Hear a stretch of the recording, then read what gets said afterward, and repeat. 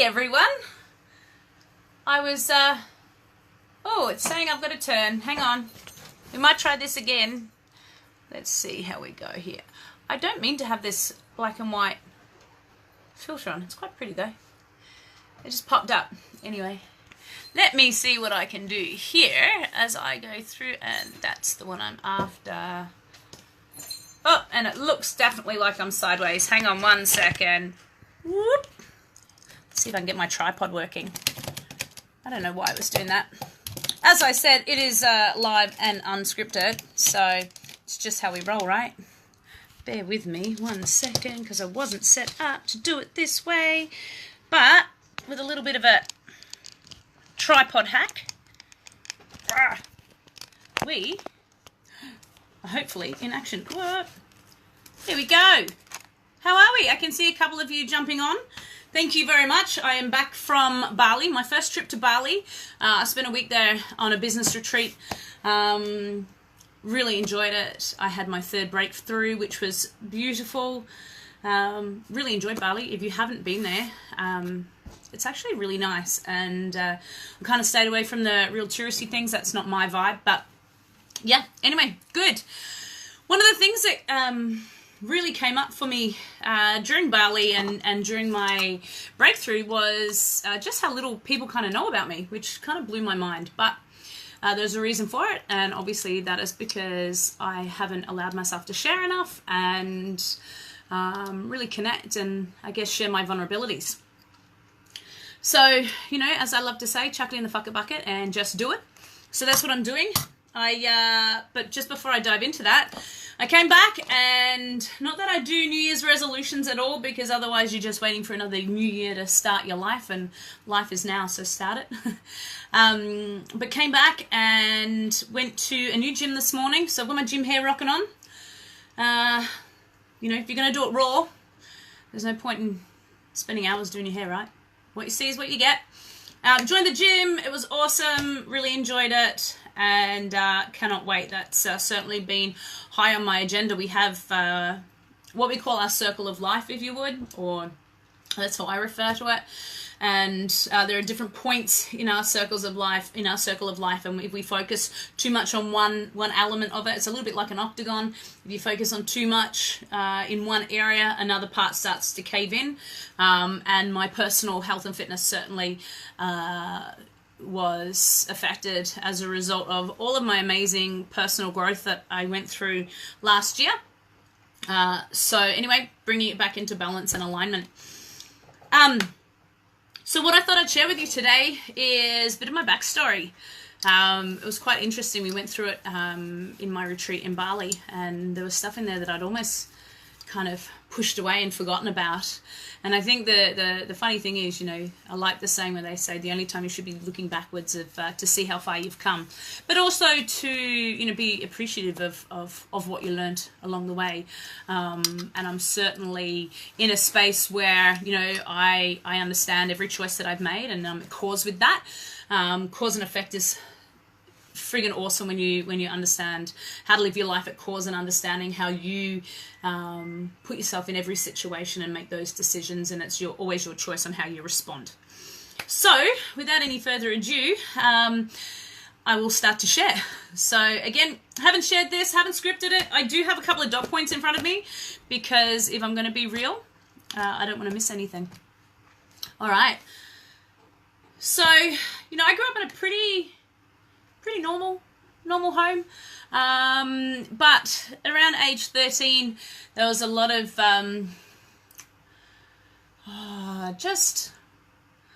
scared the shit out of my parents, basically. I'm so different to my older brother. He was very, you know, he just did things the way it was supposed to be done. It was done by the book. Whereas, you know, not for me. I was outspoken. I'd say what was on my mind. I would talk back, God forbid. And the model of the world, which was my parents, which is, you know, you go to school and, you know, probably I'd finish school and, I don't know, be a nurse, a secretary, or a teacher, I guess. And that's just not where I was going to fit. So there was a lot of unrest and a lot of arguments, a lot of stress and tension. Not only, you know, I can see it from a parent's point of view, but I can also see it, and I felt it from my point of view. And it was quite, I think hostile would be a good word to describe. To describe that kind of time. So anyway, at the age of 13, I made the decision to move out. That's how much stress and tension was kind of, you know, I was feeling. It's funny, hey, you still get the emotions. So anyway, I moved out at 13, and I spent, I think it was 3 days sleeping in the garden behind a local paint shop.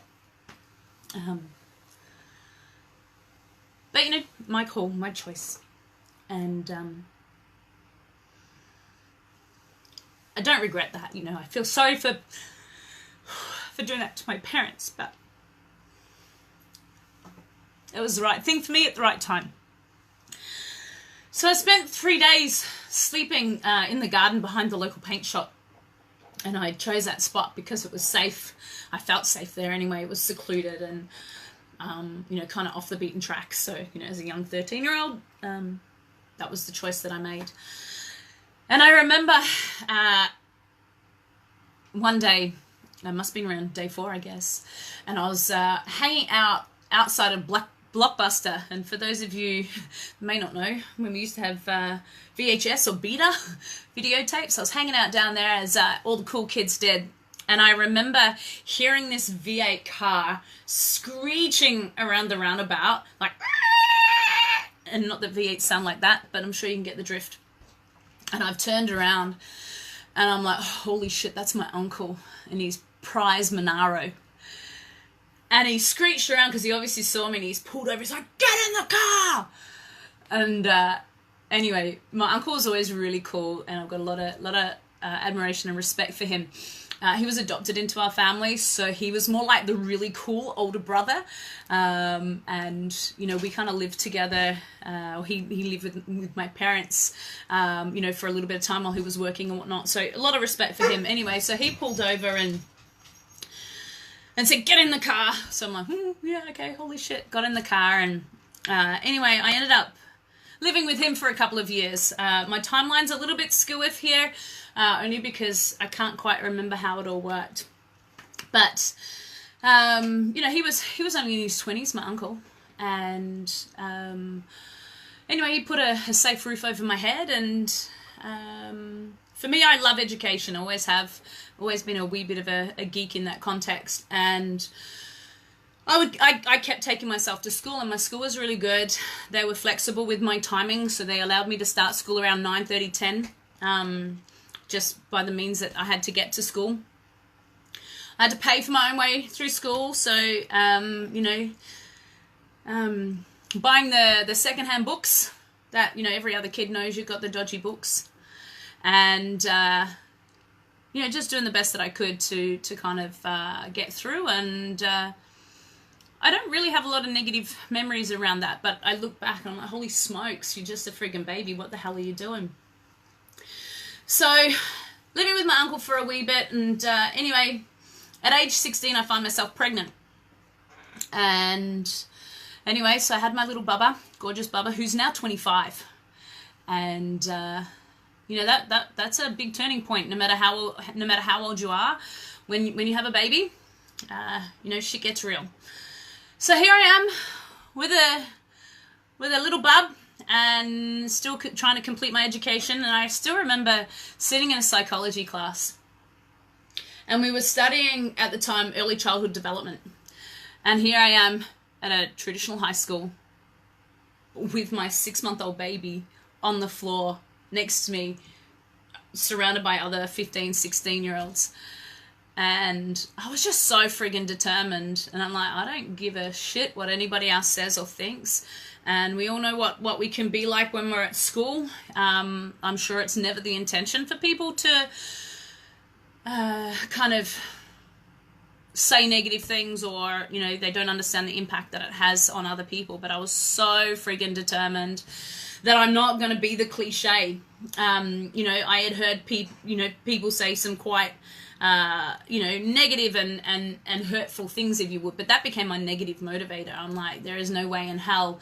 One person said, oh, I hear Kat's had a baby, her life's over now. Or I heard, one person even told me that I was going to go to hell. So that was an interesting, even my dog's got something to say about that one. That was an interesting remark and piece of feedback. But, as I said, it turned into my negative motivator, and I was just head down, bum up, and I'm like, I'm gonna get shit done, and more than they could ever imagine. So anyway, I was completing school. I did part of it via correspondence. The other part I would take my bub to school with me. And at that stage I was living in a 1-bedroom, maybe 2-bedroom, tiny little unit. And yeah, just focusing on what I wanted to get done. I really wanted to study forensic pathology or profiling. I had a lot of interest in that. It was also around the same time that mandatory reporting of child abuse came into play into Australia. I was studying, I can't remember what the class was, criminal studies at the time, and a gorgeous young boy unfortunately died as a direct result of the abuse by his father and stepfather. And Daniel Valerio was his name. And it's funny, even that hits a nerve, hey. Anyway, he, due to what happened to him, Australia implemented mandatory reporting of child abuse, which I thought was, obviously a very, very good thing.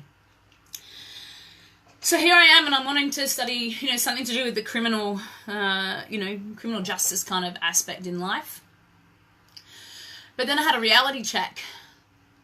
I'm, at this stage, probably about 17 years of age. I've got a little bub, part-time jobs here and there, making amends, if you would. I can't go to university. I can't afford to do that. I can't even, just the sheer fact of being able to get to university, location-wise, was exceptionally overwhelming. So that was a massive reality check for me, and all of a sudden I'm like, shit, what the hell am I going to do now? I knew whatever I was going to do, I was going to be working with people and I was going to help them. So anyway, with all of the money that I'd saved up, I decided that I need to get some financial stability behind me. And with all the money that I'd saved up, I went and studied like a beauty therapy course. And I remember my dad, bless him, he turned around and he called me a bloody dickhead. And again, it's just, I can see why. I was completely shaking the model of the world that my parents had for me. They had this envision of how life was going to turn out for me.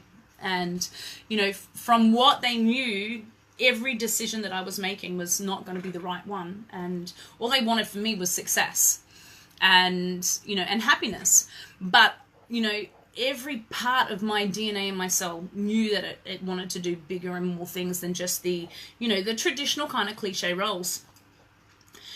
So I went and studied and was able to get, a couple of jobs doing, beauty therapy stuff. And I ended up working with an amazing lady. Her name is Jemima Richards. If you watch this, still love you very, very, very much. And she was just such an awesome mentor in my life. Just one of the things that I remember learning from mine was, I can't remember her exact words, not off the top of my head. But basically, what it was is that if you want something done, go directly to the source. Don't talk about things. If you're not happy with something, or if you want to give feedback to someone, go to them and always speak from kindness, not go around and talk to other people. And from that, as one of my favorite sayings is like, that you are responsible for the audience in which your ears participate.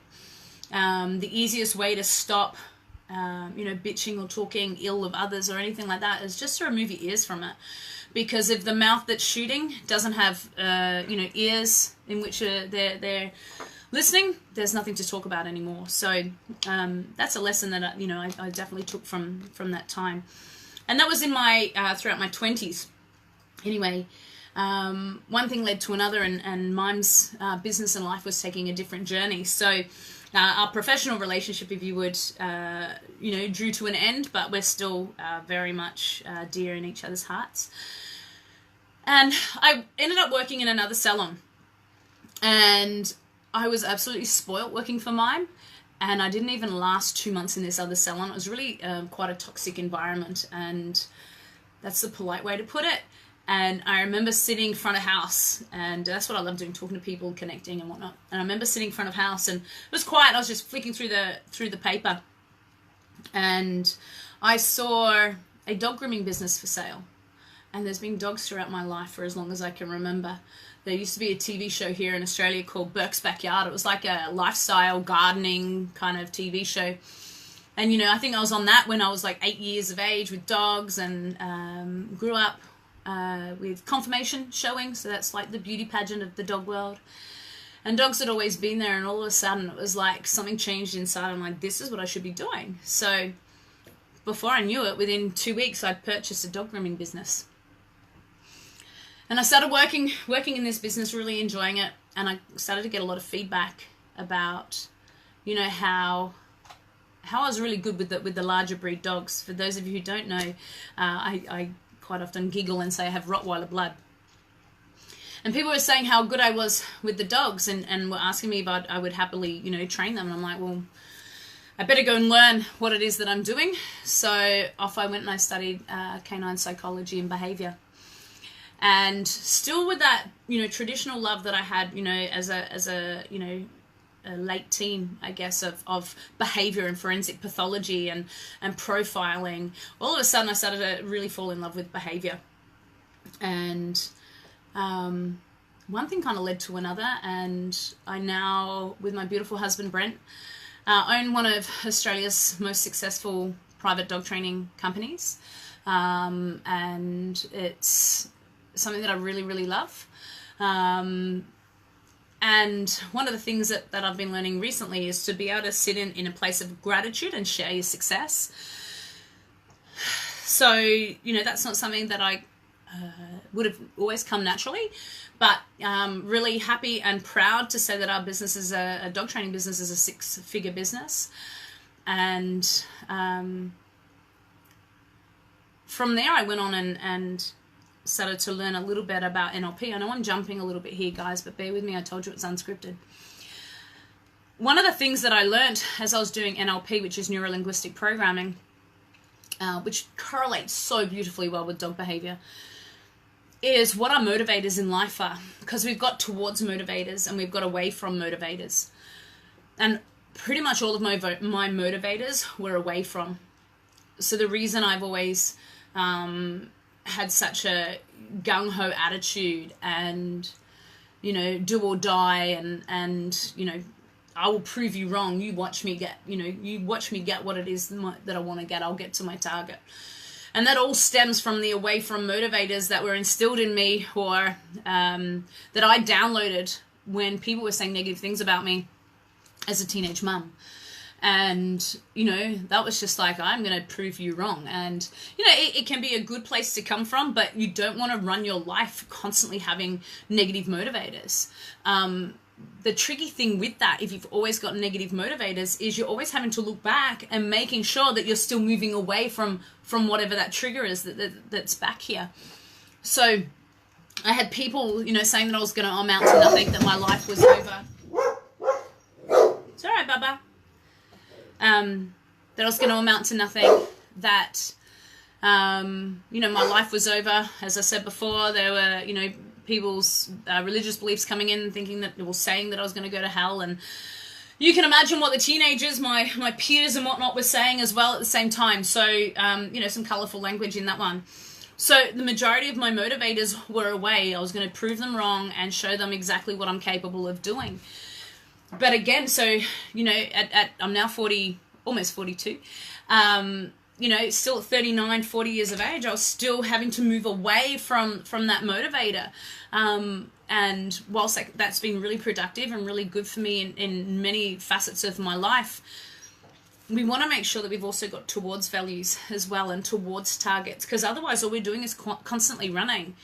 But you want to have a target, where it is that you're going, and that's where the inspiration comes from. So opposed to the fear or anything negative that I don't want to be back here, I want to sit there and now focus and move forward. And that's been one of the most powerful things for me through my NLP journey as well. And going through and self-forgiveness has been huge, and not being so hard on myself. There have been two massive big learnings for myself. And particularly, again, if I've got these massive, if you've got massive away from motivators, you can become really hard on yourself and not celebrate your success and where it is that you've come from and what you've achieved. So, that's been, some of the things that I've really flipped around. And, over the past 18 months, I guess, I've really started to focus on coaching and sharing my NLP journey and helping others being able to, forgive themselves and their past or any events that had happened, and really being able to get at cause and find peace in their life and, set goals that inspire the living shit out of you, whether that be in your relationships or in business.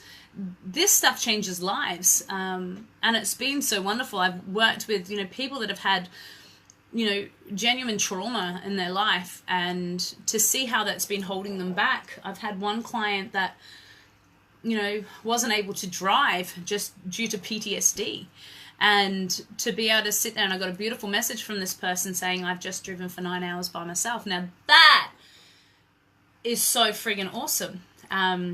I've worked with people that have been victims of sexual assault, and to be able to see them move forward and accept, accept their beauty of who they are, and that forgiveness and understanding that it's not their fault, and just watching their relationships blossom and bloom. It's just been beautiful. I've worked with people that, one person in particular that was, raised in a cult as well. And that's just been such a beautiful journey, undoing all of the conditioning that this person had. And it's done in a non-confrontational way. There's no judgment. It's such a nice and easy kind of journey, if you would. And you just feel so empowered. And as many of you have heard, I love that saying, you just step into your truth. Your truth is always there, but we're always wearing masks. We're always trying to be someone that we're not, just to conform to a world that isn't really true anyway. So, yeah, it's definitely an empowering thing, and taking off the masks. That's what allows us to step into our heart and really connect with people. And it's one of the 6 human needs is love and connection. But if we're continuously wearing masks, how the hell can we connect? Because we don't even know who or what we're connecting with. And if we're unaware of the masks that we're wearing because it comes from our subconscious mind, holy shit, what hope have we got? It's when we can peel that back and step into our truth and really into our heart, and life just comes with ease and flow. That's where the magic and the beauty is. So, as I said, there is my vulnerability. That's my truth. That's my story. That's... that's only the second time I've shared it. I shared half of it whilst in Bali, and I made the commitment that I would share it. So I'm sure there's lots of little other things, in a 40-year time span that, I can share with you guys as we continue. But thank you so much for joining in. Thank you for the love and support. And if I come up with any other of my vulnerabilities and my story and my truth, which I know I will, I'll definitely jump on here and share with you guys. If you have any questions, just let me know. Thank you so much for your love and support. I'll speak to you soon. Thanks.